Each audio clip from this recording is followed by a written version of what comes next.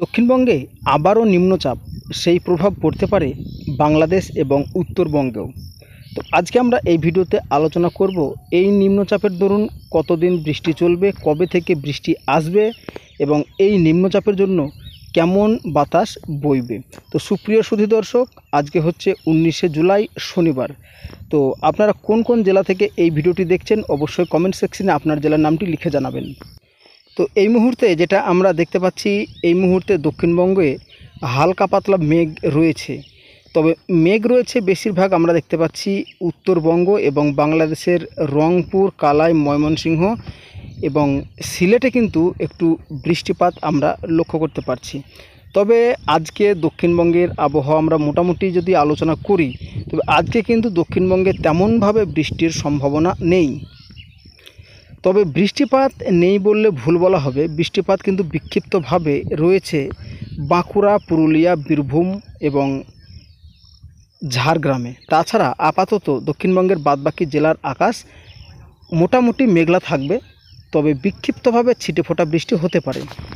উত্তরবঙ্গের ক্ষেত্রে সেম একই পরিবেশ তৈরি হবে। শিলিগুড়ি, আলিপুরদুয়ার, কোচবিহার, মালদা, দুই দিনাজপুরে কিন্তু বিক্ষিপ্ত বৃষ্টির সম্ভাবনা রয়েছে আজ। এবং বাংলাদেশের ক্ষেত্রে রংপুর, ময়মনসিংহ, সিলেটে কিন্তু বৃষ্টিপাত রয়েছে। তো আগামীকালকে আমরা যদি দেখে নিই, তো আগামীকাল সকালবেলার দিকে বাংলাদেশে কিন্তু ব্যাপক বৃষ্টিপাতের সম্ভাবনা রয়েছে, বিশেষ করে সিলেট লাগোয়া বেশ কিছু অঞ্চলে। তবে ময়মনসিংহ, রংপুর এই সমস্ত অঞ্চলগুলো মেঘাচ্ছন্ন থাকছে। এবং বৃষ্টিপাত আমরা সবথেকে ভারী থেকে অতি ভারী বৃষ্টিপাত দেখতে পাচ্ছি উত্তরবঙ্গের কয়েকটি জেলায়, যেমন রয়েছে আলিপুরদুয়ার, শিলিগুড়ি, গ্যাংটক এই সমস্ত অঞ্চলগুলোতে। তবে তার মধ্যে কিন্তু যদি আমরা দক্ষিণবঙ্গে এই মুহূর্তে চলে আসি, তো দক্ষিণবঙ্গে যেটা দেখতে পাচ্ছি মালদা, মুর্শিদাবাদ, বীরভূম, বাঁকুড়া, পুরুলিয়া, ঝাড়গ্রাম এই সমস্ত অঞ্চলগুলো মেঘলা থাকছে। তো পরবর্তী সময় কিন্তু রোদ ঝলমলে আবহাওয়া আমরা দেখতে না পেলেও রোদ এবং মেঘের খেলা চলবে। তবে আগামীকাল রবিবার যেটা আমরা দেখতে পাচ্ছি, মূলত পশ্চিমের জেলাগুলোতে বিক্ষিপ্তভাবে বৃষ্টিপাতের সম্ভাবনাটা একটু বেশি থাকছে তুলনামূলক বাঁকুড়া, পুরুলিয়া, ঝাড়গ্রাম, এদিকে পূর্ব পশ্চিম মেদিনীপুর এই সমস্ত অঞ্চলগুলোতে। তো সোমবার যদি আমরা উল্লেখযোগ্যভাবে দেখে নিই, তো সোমবার কিন্তু সকালবেলাতে মোটামুটি দক্ষিণবঙ্গ পরিষ্কার। পরবর্তী সময় কিন্তু মেঘ আমরা দেখতে পাচ্ছি, তবে কলকাতা, হাওড়া, হুগলি এই সমস্ত অঞ্চলগুলোতে রোদ এবং মেঘের খেলা চলবে।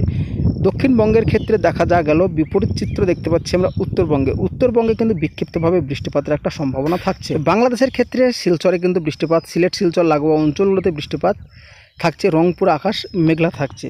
তো আমরা সোমবার পর্যন্ত আবহাওয়ার আপডেট দেখলাম যে কোথায় কোথায় বৃষ্টি হতে পারে। তো এবার আমরা দেখে নেব আগত যে নিম্নচাপ।